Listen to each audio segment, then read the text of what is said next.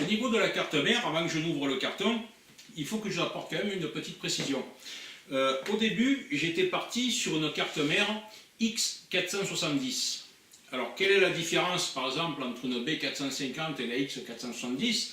Je ne vais pas tout vous énumérer parce que justement, je ne suis pas qualifié pour ça.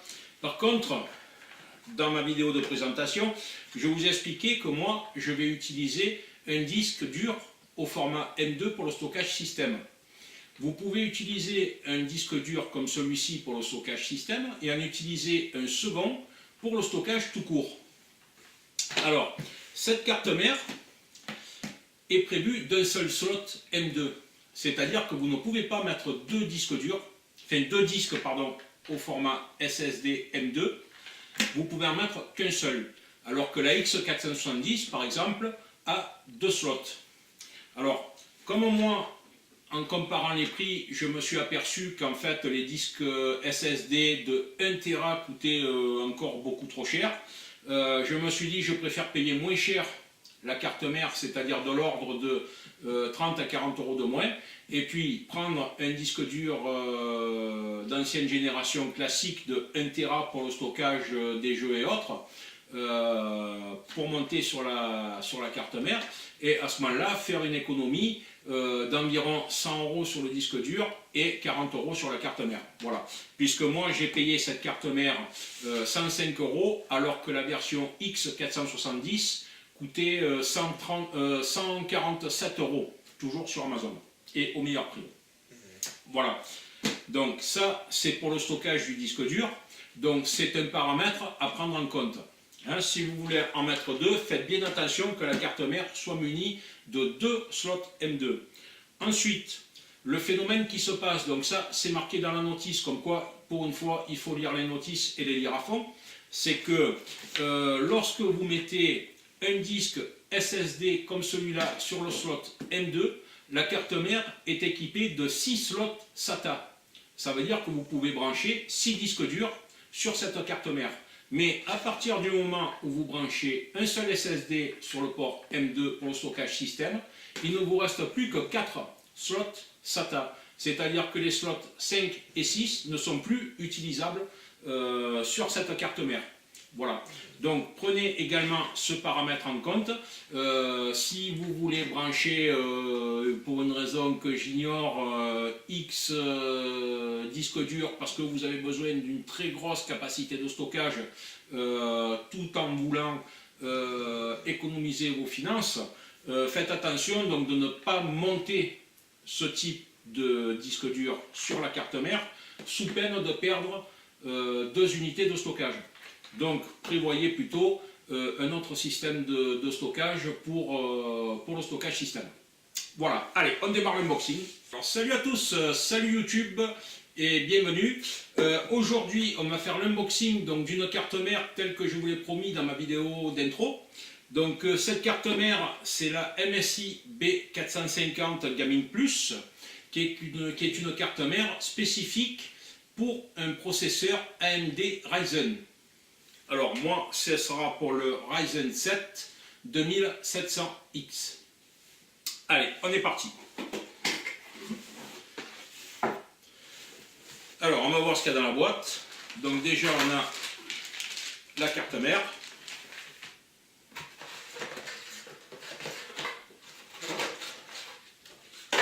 Alors moi, j'ouvre avec précaution parce que je compte réutiliser les boîtes pour décorer mon setup. Alors, on a un petit logo MSI, sympa à coller sur le PC, c'est bien. Un petit livret.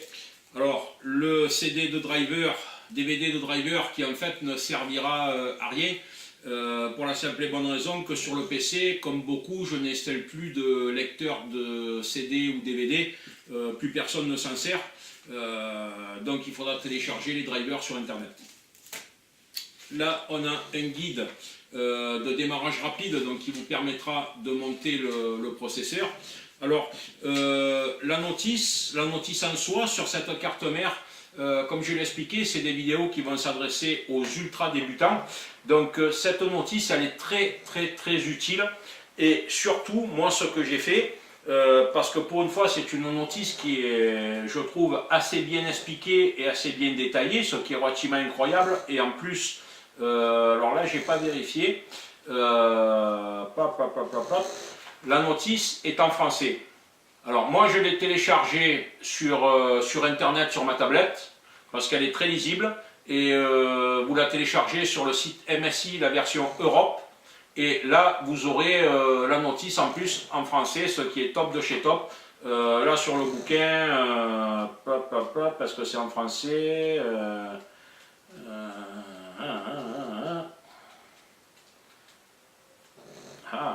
ah si, voilà, donc ici on est en français, voilà. Hein. Donc tout ça vous l'avez sur le site MSI. Moi je vous conseille de le télécharger si vous avez une tablette. Alors ici nous avons la plaque IOShield. Alors beaucoup disent plaque IOShield. Finalement j'ai regardé sur internet, c'est plaque IOShielding. Alors ça doit se prononcer IOShield, je suppose. Moi je ne suis pas un américain quoi. Bon, bref. Alors cette platine, ben, elle sert tout simplement à mettre sur votre boîtier, sur la partie de la carte mère, ici. Donc vous avez les indications, voilà, c'est les indications avec l'USB, machin, tout ça. Donc les trucs. Alors n'oubliez pas de mettre cette plaque, parce qu'une fois que votre carte mère est en place dans le boîtier, il faut tout démonter juste pour mettre cette plaque. Plaque IOShield. Et ensuite, nous avons donc un câble, alors deux câbles SATA. Alors on a un câble SATA qui est plat et plat de chaque côté, et un câble SATA qui est plat d'un côté et coudé à 90 de l'autre. Alors c'est pour faire des montages différents, je pense, tout simplement. Après les câbles SATA, ben, si vraiment vous décidez de monter une douzaine de disques durs sur votre PC, si tant est que ce soit possible, et que votre carte mère est légère, ben, à ce moment-là il faudra acheter des câbles SATA en supplément. Et là on a, alors là on a une petite vis. Alors cette petite vis, attention à ne pas la perdre, elle va servir à tenir le disque dur au format M2. Miam. Oh. Alors, la carte mère maintenant. Alors en théorie, il faudrait toucher du métal pour se décharger en électricité statique. Bien sûr, j'ai que du bois autour de moi, pas de bol. On va toucher la baie vitrée qui est peinte mais qui en a eu. Voilà. Sinon, vous pouvez toucher la prise de terre. Pour vous décharger. Hop là, c'est rigolo. J'ai bien dit la prise de terre, hein, pas le 200 mètres. Alors c'est relativement fragile parce que la carte mère est pleine de petits picots. Voilà, attention à pas les plier. Bon, le dessous n'est pas agressif, hein, donc voilà. Donc au niveau de la carte mère, vous avez ici les différentes connexions extérieures, c'est-à-dire ce qui sera à l'arrière du PC sur la fameuse plaque IOShield. Pardon. Là, vous avez donc la fixation du processeur, qui est là. Là, vous avez les fixations du Ventirad, puisque le Ryzen 7, lorsqu'on fera l'unboxing, le Ryzen 7 est fourni avec un Ventirad RGB, alors 2700X, pardon, alors que le Ryzen 7 2700 tout court est fourni avec un Ventirad qui n'est pas RGB. Donc à vous de voir, peut-être c'est de là que vient l'écart de prix.